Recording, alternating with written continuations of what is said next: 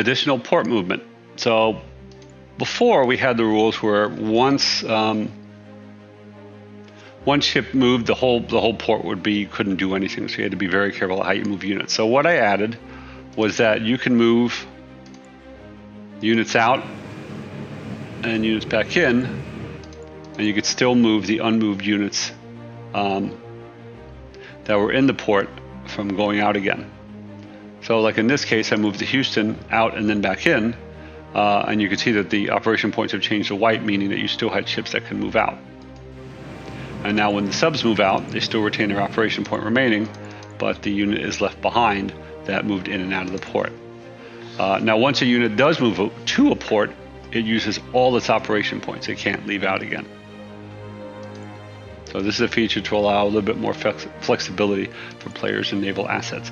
This was retrofitted back to WarPlan Europe.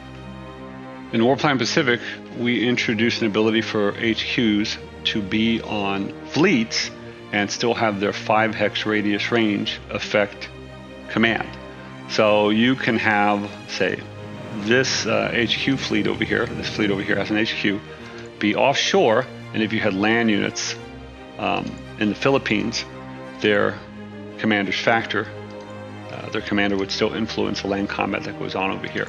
That's a new feature that we added. Naval blockade has changed in WarPlan Pacific.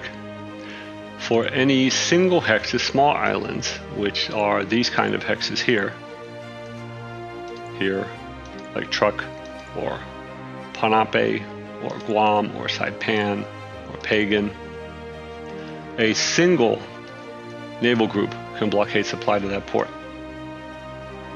This means that port has a 0 supply, units can't transport out, units can't transport in, air units can't transport in.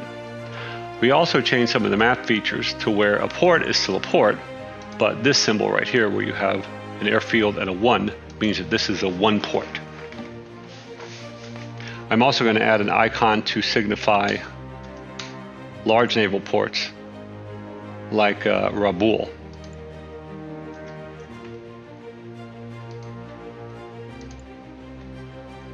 For land ports that are on an actual piece of land and on an island, it requires 3 naval groups to blockade that port.